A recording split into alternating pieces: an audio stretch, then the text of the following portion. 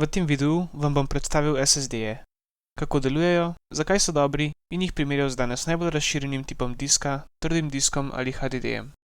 SSD-ji shranjujejo podatke na flash celicah. Da razumemo, kako deluje flash celica, pa moramo najprej vedeti, kaj je tranzistor. Tranzistor je eden najpomembnejših elektronskih elementov. Deluje kot nekakšen ventil za uravnavanje pretoka električnih signalov skozi vezje.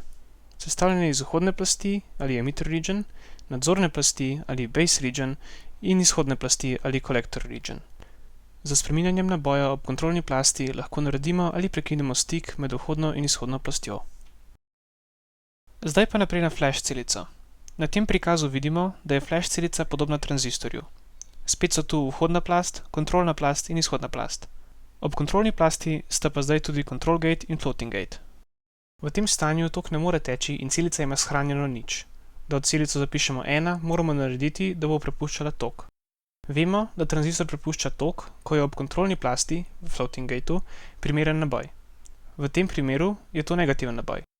Da to dosežemo, moramo pozitivno nabiti izhod in kontrolo, na sliki bitline in wordline. To povleče elektrone iz negativno nabitega vhoda skozi kontrolno plast v floating gate. Tam ostanejo tudi, ko izklopimo napetost. Da se stanje v celici zamenja nazaj na nič, moramo negativno nabiti control gate in s tem izriniti elektrone iz floating gatea. Danes obstajata dve glavni arhitekturi flash spomina, NOR in NAND. NOR je v splošnem zelo dober za branje. Pri tem je hitrejši in porabi manj energije. NAND je pa cenejši, na voljo v večjih kapacitetah in dober tudi v pisanju. Danes se NOR uporablja samo tam, kjer je treba veliko brati iz diska, naprimer v strežnikih za spletne strani. Drugje se povsod uporablja NAND. Še ena stvar, na katero moramo biti pozorni, je število bitov shranjenih v vsaki celici. V osnovi lahko flash celica shrani en bit, lahko ima stik ali pa ne. Posebne flash celice pa lahko natančneje uravnavajo napetost, ki jo spustijo skozi. Danes obstajajo diski, v katerih lahko flash celice držijo eno izmed 8 stopenj. To pomeni, da v eno celico lahko shranimo 3 bite. S tem lahko povečamo gostoto shranjenih podatkov. Ta metoda večanja kapacitete ima pa tudi slabosti. Te celice zelo dobro držijo raven prepuščene napetosti, a vseeno so manj zanesljive kot celice, ki shranjujejo samo en bit vsako celico. Poleg tega so pa tudi dražje in porabijo več energije. V današnjih SSD-jih shranjujemo do 3 bite v vsaki celici.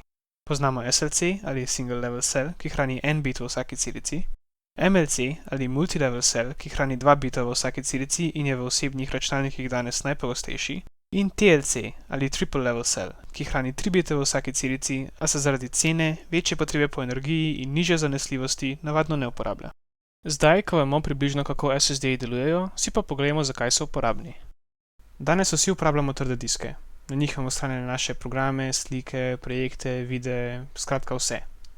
Torej, če to, kar imamo, dela, zakaj bi menjali? Trdi diski so namreč mnogo cenejši glede na kapaciteto. Danes lahko za 150 € dobimo 500 GB SSD, medtem ko za isto ceno lahko dobimo 4 TB trdi disk. Kar 8-krat večja kapaciteta za isto ceno. Res pa je, da se ta razlika hitro manjša.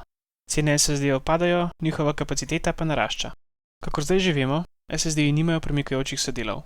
To pomeni, da so energijsko učinkovitejši kot trdi diski in popolnoma tihi. Poleg tega pa tudi bolj trpežni. To se vidi iz MTBF ali Mean Time Between Failures. To je, koliko časa v povprečju preteče med napakami na disku. Ti podatki so velikokrat zavajajoči.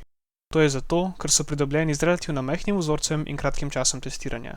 Tudi okolje, v katerem so ti diski testirani, je mnogo prijaznejše kot na primer študentov prenosnik. Trdi diski imajo MTBF tipično okoli 500 000 ur, SSD-ji pa 2,5 milijona ur, kar 5-krat več. To pomeni, da bo povprečen SSD zdržal veliko dlje kot povprečen trdi disk. Zdaj pa poglejmo še glavni razlog za uporabo SSD-jev. Njihova hitrost. Tukaj so rezultati mojega testiranja. Na levi je SSD, na desni pa trdi disk. Tukaj vidimo, da je na splošno SSD veliko hitrejši kot trdi disk. Če je datoteka na disku zapisana v enem kosu, lahko SSD, ki je povezan z standardnim SATA3 vmesnikom, bere s hitrostjo čez 550 MB na sekundo, medtem ko trdi disk samo dobrih 100. Situacija pa seveda nikoli ni idealna in datoteke niso cele zapisane v enem kosu. Majhni koščki so zapisani po celem disku. Po nekaterih podatkih branje majhnih datotek iz različnih delov diska zavzema polovico vsega branja na povprečnem osebnem računalniku. Zato je podatek v zadnji vrstici verjetno najpomembnejši od vseh. To je hitrost branja datotek, velikih 4 KB, ki so naključno razporejene po disku. Pri tem razlika ni več 5-kratna, ampak 100-kratna. To je zato, ker mora trdi disk za vsako datoteko fizično premakniti bralno glavo drugam. SSD-ju pa ni treba fizično premakniti ničesar. Zaradi teh razlik so SSD-ji zelo primerni za shranjevanje operacijskega sistema, programov in manjših, pogosto rabljenih datotek. Trdi diski pa za shranjevanje velikih datotek, ki jih ne rabimo pogosto, kot na primer zbirko filmov ali slik. Prej sem omenil SATA3 vmesnik. Danes skoraj vsi diski v osebnih računalnikih uporabljajo SATA3 za prenos podatkov. Problem s tem vmesnikom pa je, da ima maksimalno hitrost 6 gigabitov na sekundo. Tehnologija flash spomina pa zmore veliko več. Diski, kot je ta na sliki, lahko berejo in pišejo s hitrostjo več gigabajtov na sekundo. S tako hitrostjo lahko ne samo hitro odpiramo in zapiramo programe in datoteke, ampak tudi učinkovito delamo stvari, ki so zelo zahtevne za računalnik in diske. En primer take dejavnosti je montaža 4K videa. Ti diski lahko dosegajo take hitrosti, ker ne uporabljajo standardnega SATA3 vmesnika, ampak PCI Express vmesnik. To je vmesnik, ki se uporablja tudi za grafične kartice in omogoča veliko višje prenosne hitrosti in še manjšo zakasnitev kot SATA3. Taki diski so že dostopni, a še vedno relativno dragi.